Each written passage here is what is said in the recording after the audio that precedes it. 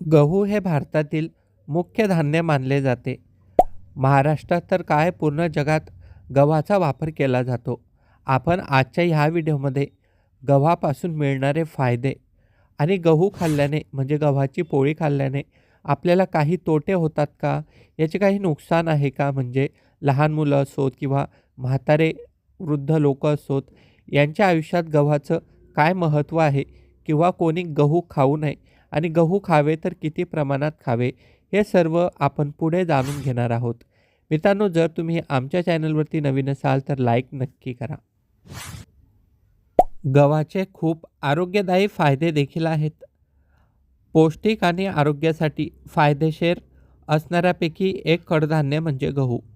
हे जगभरात आढळून येते आणि गव्हाचा उपयोग दैनंदिन आहारात समाविष्ट करण्याचे खूप फायदे आहेत. लठ्ठपणा नियंत्रित होतो. तुमच्या शरीरातील चयापचय सुधारते. टाईप 2 मधुमेह याला देखील प्रतिबंध होतो किंवा तुम्हाला दाह असेल तो कमी होतो.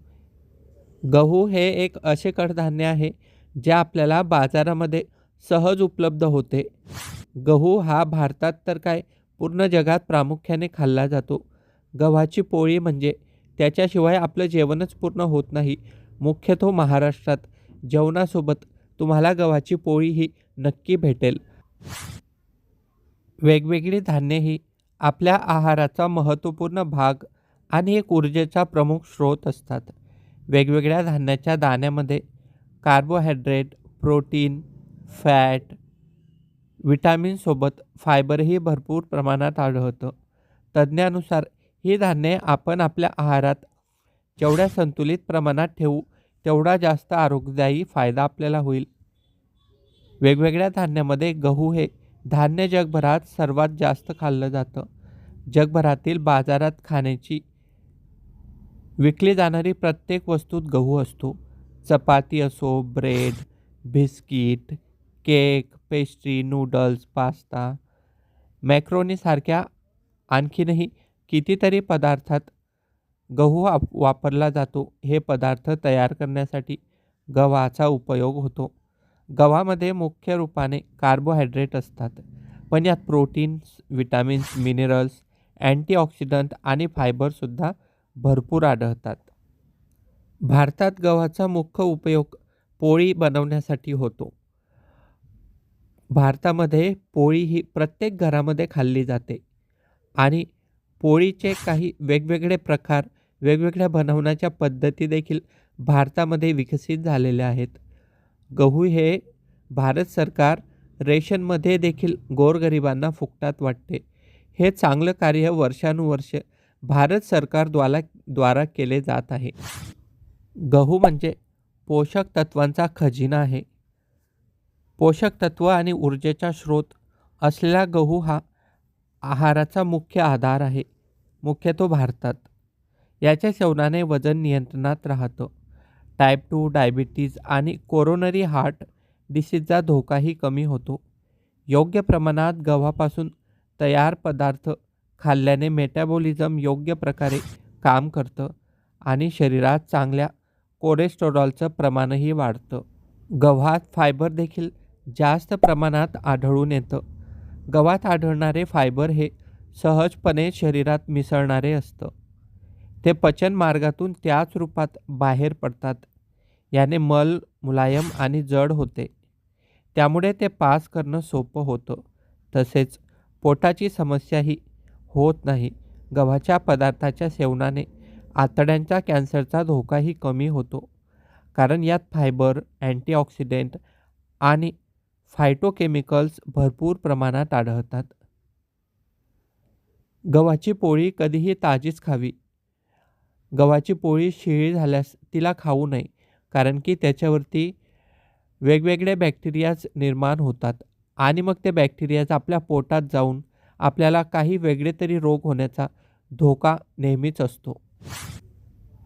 आपली हाडे मजबूत असणं खूप महत्त्वाचं असतं. जसं जसं आपलं वय वाढत जातं तशी हाडं कमकुवत होऊ लागतात. यासाठी रोज सकाळी अंकुरित गव्हाचं सेवन करावं. अंकुरित गव्हामध्ये मोठ्या प्रमाणात कॅल्शियम असल्याने हाडांचे आरोग्य सुधारतं.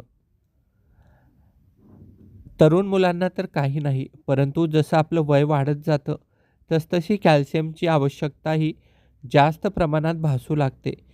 परंतु आपण डाएटमधून किंवा जेवणातून कधी-कधी पुरेशा प्रमाणात कॅल्शियम घेत नाही. त्यामुळे मग आपली हाडे ठिसूळ होतात. हाडामध्ये कमकुवतपणा येतो. त्यामुळे आपलं कंबर दुखणं किंवा गुडघे दुखणं, पाठ दुखणं अशा प्रकारच्या समस्या उद्भवू लागतात. त्यासाठी तुम्ही तुमच्या जेवणात, तुमच्या आहारात कॅल्शियमचे जे पदार्थ आहेत, त्यांचा समावेश नक्की केला पाहिजे. वजन नियंत्रणात राहतं. वजन वाढणं ही सध्याच्या काळातील मोठी समस्या झाली आहे. यासाठी अनेक कारणं जबाबदार आहेत. झपाट्याने वाढणारं वजन नियंत्रणात आणताना मात्र अनेकांना घाम फुटतो. वजन कमी असलं तर वाढवणं सोपं आहे.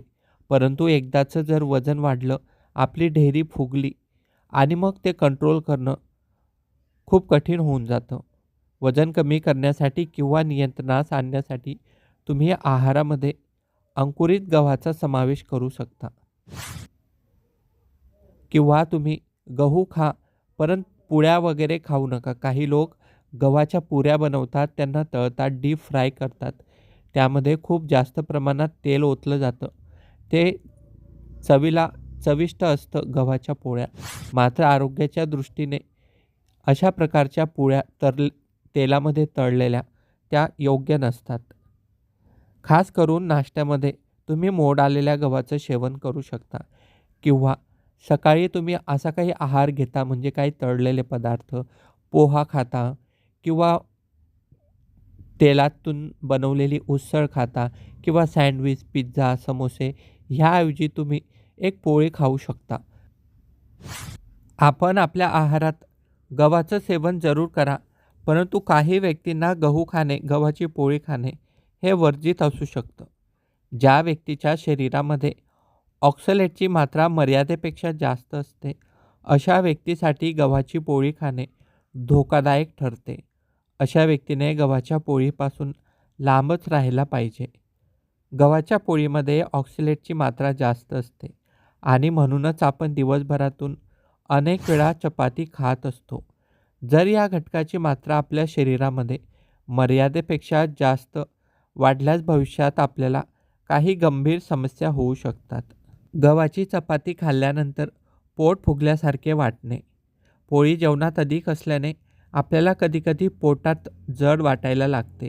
कारण पोळी पचायला जड असल्यामुळे त्याचा विपरीत परिणाम आपल्या शरीरावर होऊ शकतो. ते होताना त्याची काही लक्षणे देखील असू शकतात. जसे दमा होणे, इसब होणे किंवा अशक्तपणा किंवा थकवा वाटणे, पोटदुखी होणे किंवा पोटाला सूज येणे. हे म्हणजे अपचनाच्या समस्या आहेत. गहू हे पचायला जड असतात, त्यामुळे वृद्ध व्यक्तींनी गव्हाचे पोळीचे प्रमाणात सेवन करावे.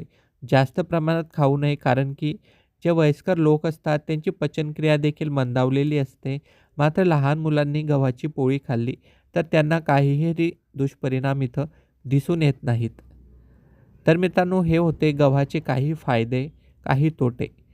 जर तुम्हाला व्हिडिओ आवडला असेल तर लाईक आणि सबस्क्राईब नक्की करा.